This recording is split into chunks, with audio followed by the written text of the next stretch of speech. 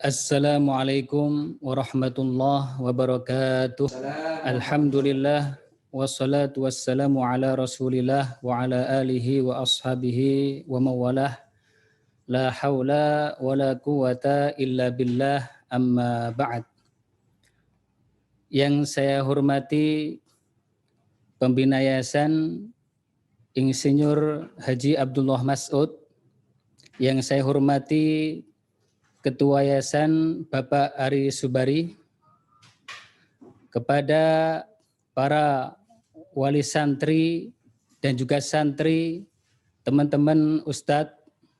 Alhamdulillah pada kesempatan pagi hari ini kita bisa berkumpul walaupun secara virtual, yaitu secara online.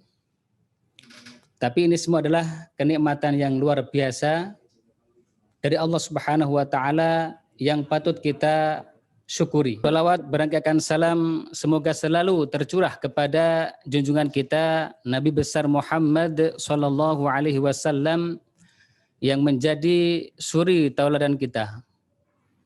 Para pemirsa dimanapun Anda berada, para wali santri dan asatidzah juga semuanya, semoga Allah Subhanahu wa Ta'ala memberikan kemudahan-kemudahan kepada aktivitas kita pada kesempatan kali ini.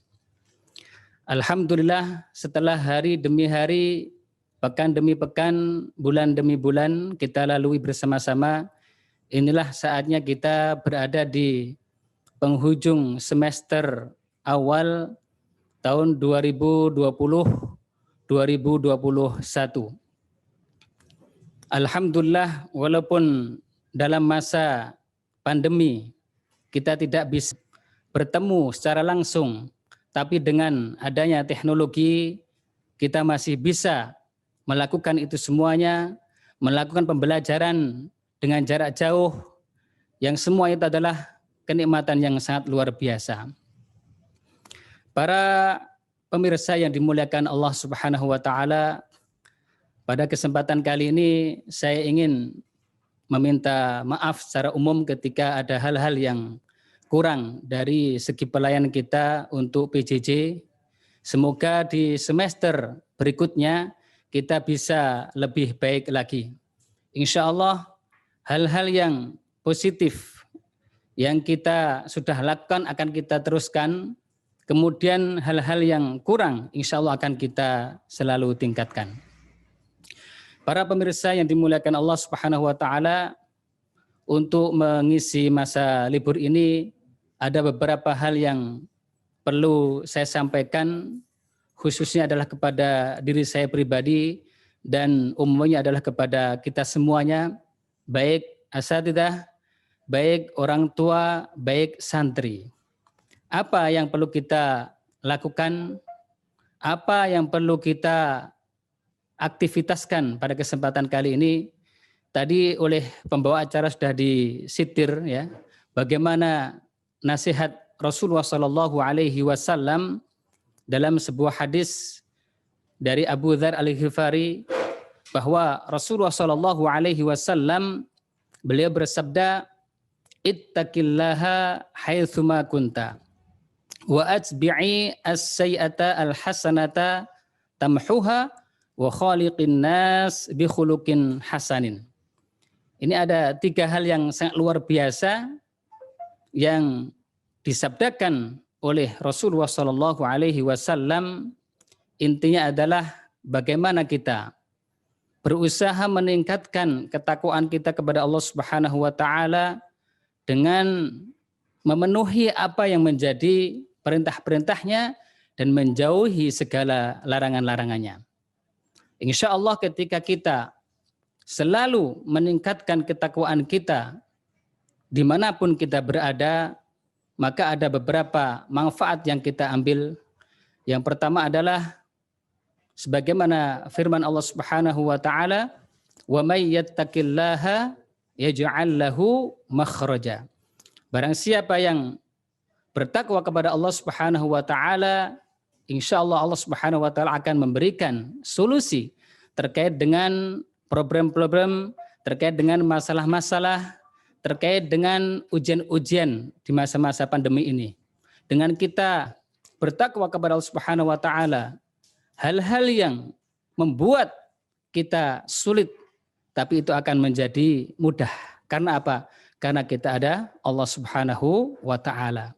Karena kita ada tempat untuk mengadu, berkeluh kesah kepada Allah Subhanahu wa taala, meminta kepada Allah Subhanahu wa taala. Insya Allah dengan kita meminta, dengan kita berdoa kepada Allah Subhanahu wa taala, itu akan menjadikan hal yang sulit menjadi ringan.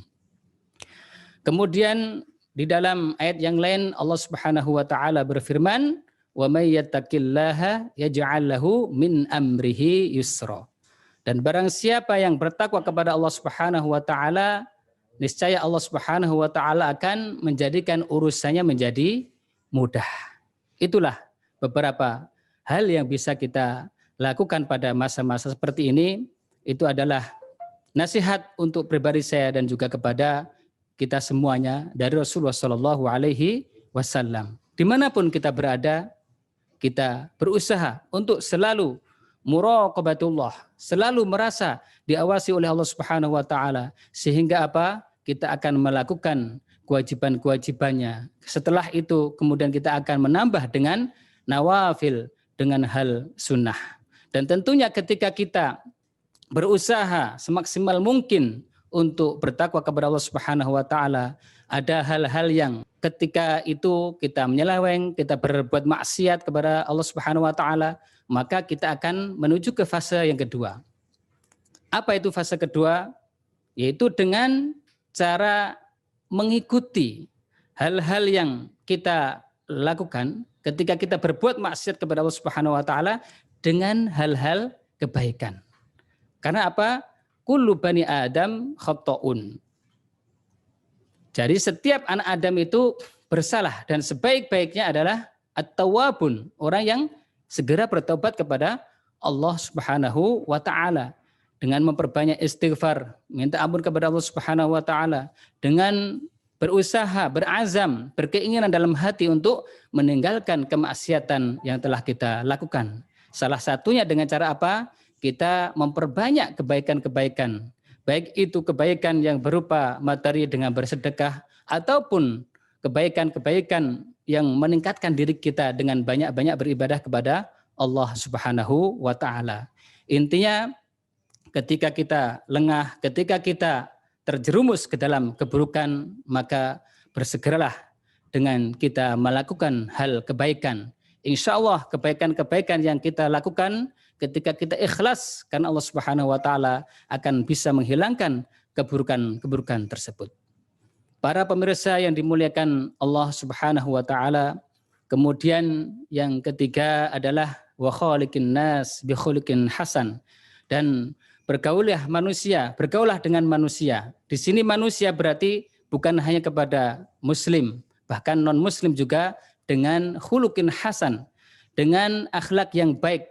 Karena orang-orang selain muslim, selain mukmin, mereka akan melihat dari perilaku kita. Mereka akan melihat dari keseharian kita. Ketika kita berbuat kebaikan dimanapun berada, insya Allah banyak orang-orang yang akan mendapatkan hidayah untuk kemudian masuk Islam.